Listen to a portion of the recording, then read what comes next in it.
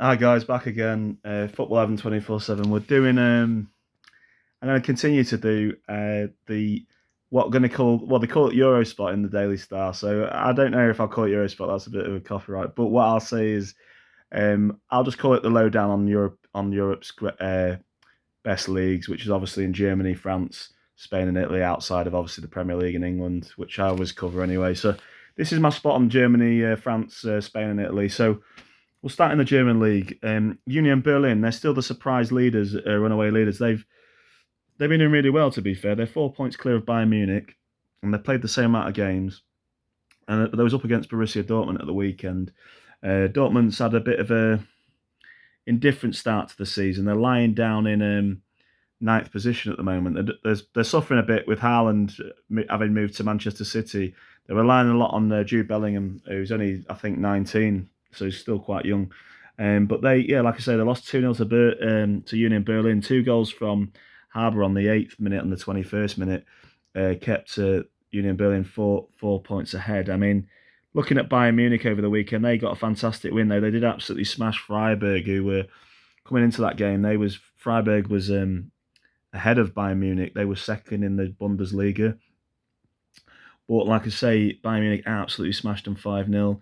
Goals from Gnabry, Choupo-Moting, Sane, Mane, and Sabitzer gave him a great win there at home. So they got back on track. They're 4 points behind Union Berlin. As I said the previous week, I'd love to see Union Berlin win the Bundesliga, but if we're honest, Bayern Munich are probably going to catch them up at some point. But it's good to see them up there at the moment anyway after 10 games.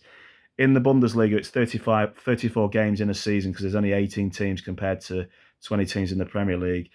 So there's still another 24 games to play, but fingers crossed that Union Berlin can hold that position. So, yeah, they're still top. Bayern Munich lying in second, like I say, 4 points behind. Freiburg are in third after getting smashed 5-0 at Munich. Hoffenheim had a great win. They had a great win at the weekend as well to keep them in the Champions League places. So they done fantastic. Eintracht Frankfurt had a great win against Bayer Leverkusen, who continue to have a really poor start to the season. Bayer Leverkusen are in the relegation places in the Bundesliga. They lost 5-1 to Eintracht Frankfurt at the weekend, which is pretty damn shocking. RB Leipzig beat Hertha Berlin 3-2. Stuttgart had a great win at home to FL. I can't even say it. VfL Bochum 4-1. And Werder Bremen lost 2-0 against Mainz. Wolfsburg drew 2-2 with Mönchengladbach. Cologne drew 2-2 with Augsburg as well. So looking at the league, like I say, bottom three in the Bundesliga, it's Bayer Leverkusen, Schalke and Bochum at the moment. And as I said, Union Berlin are top, Bayern Munich in second. Freiburg's in third, having a good season so far, and Hoffenheim's having a good season in fourth. So, yeah, that's how it looks in the German league at the moment. We're going to the French league. No surprises at the top. It's still PSG, unfortunately. they were going to be up there. They've got one of the best strike forces in the world with Neymar, Mbappe, and Messi all up front for him. So, but they only had a narrow 1-0 win on the Sunday night against Marseille, which is a challenger for them, I guess. Marseille lie in fourth position in the French league at the moment in Ligue 1. But yeah, so they're not doing too bad. They've got 23 points. PSG at the top with 29. Lorient only drew 0-0 with Reims at home, so that didn't really help their cause. If they had won, they would have only been 1 point behind PSG. But they still remain in second, and they're still having a great start to the season. Lens did get a 1-0 win against Montpellier at home, so that keeps them in third. Auxerre drew 1-0 with Nice. Monaco drew 1-0 with Clermont-Foot. Nantes beat Brest 4-1. Rennes beat Lyon 3-2 in a thrilling game. 2 goals from Terrier for Rennes, who's a regular scorer for them, and 2 goals from a former Arsenal great Lacazette for Lyon. So good win there for Rennes. Toulouse won 3-2 against Angers, and FC Troyes drew 1-0 with Ajaccio, who had a great win, obviously, at Marseille the previous week. In the relegation zone in the French league, it's Ajaccio, Angers, and Brest right at the very bottom of the table. But anyway, that's what's going on at the top. PSG still there, out in front, 3 points clear of Lorient. Lens in third and Marseille in fourth. So that's the Champions League spaces at the moment, taken up by those 4 teams. Going into Spain, it was El Clasico, the biggest game of the season. Real Madrid at home to Barcelona.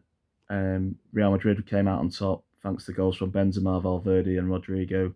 Penalty on the 90th minute. Torres got a goal in reply when Real Madrid were already 2-0 up, but Real Madrid won comfortably 3-1. So that keeps Real Madrid top of the Spanish league, 3 points clear of Barcelona, and then you've got Atletico in third with 19 points, and Real Betis in fourth with 19. Real Betis got into fourth.